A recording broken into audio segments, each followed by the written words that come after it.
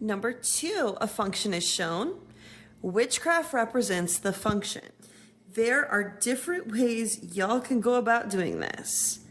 And I am going to show you the proper algebraic way. Then I'm going to show you the easy way if you don't remember your algebra. So first, let's go up to our formulas tab. Okay, don't be afraid to use your formulas tab. Forms of linear equations. AX plus BY equals C. Well, that's where we're at right here. You see how we are AX plus BY equals C. So we could, easiest way, use that form and what we should have memorized about that form to actually go in and figure out which graph this is going to look like.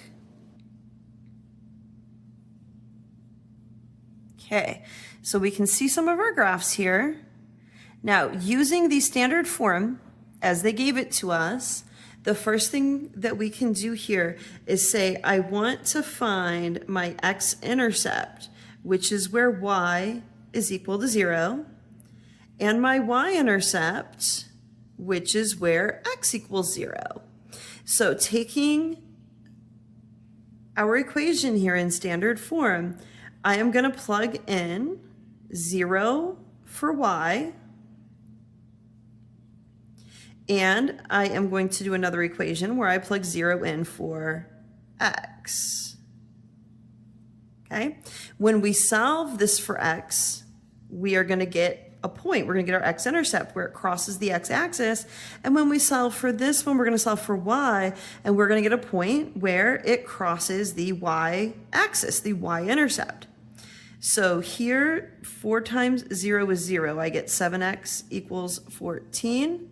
Dividing both by 7, x is equal to 2. Here, 7 times 0 is 0, and we are left with 4y equals 14. Divide both sides by 4, and y is equal to 14/4. Oh no, we have a scary fraction. Ah. We can divide top and bottom by 2. Or if you want, you could plug this into the calculator up here on the computer. I do try to teach you guys the tips and tricks, so that's what I'm going to do.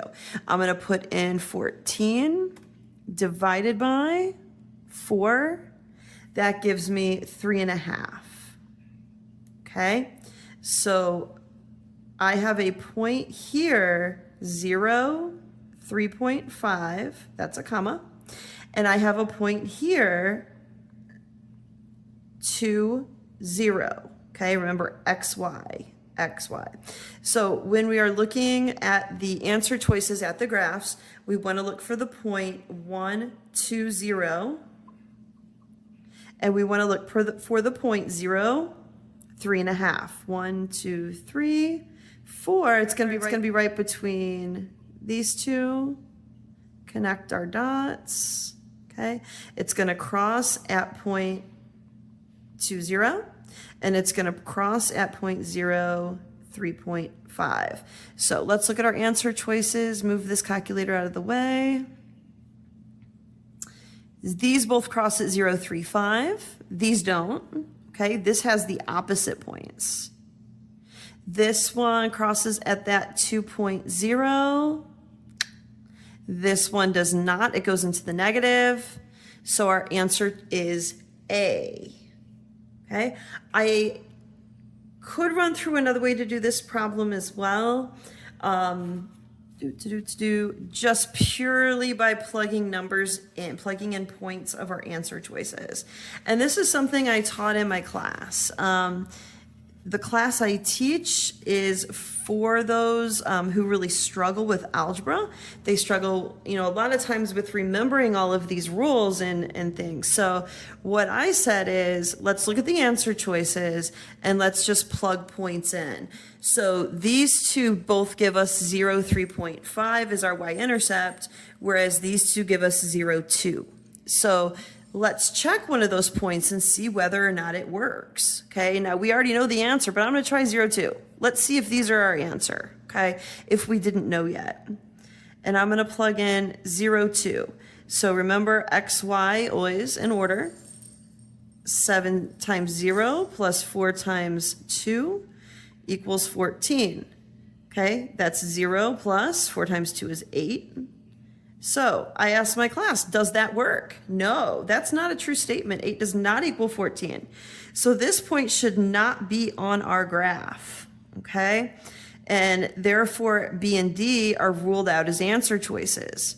So if we come up to A and C, we've already narrowed it down, right? We know one of those has to be it. 0, 3.5, they both have in common. So now we want to try one of these other points. Okay, let's see which one works. Let's try 2, 0. 7 times x, okay, because it's always xy, plus 4 times 0 equals 14. 7 times 2 is 14, plus 0 equals 14. Is this a true statement? Does 14 equal 14? Well, yes, it does. That should be in our answer choice. So then looking at our answers, this does not have 2, 0 on it, but A does, and therefore we have found our answer. Either of these methods or a combination of the two is absolutely fine to get your answer choice. It does not matter as long as you can get it correct. If you would rather start by solving this equation up here for y and putting it into slope-intercept form, you can also do that. There's nothing wrong with that. I know for the purposes of my class, I try to teach the easiest way to it. And in doing this, solving for y, you'd have some negatives to deal with. You'd have some fractions to deal with. So I try to simplify it a little bit more. Okay, let's go on to number 3.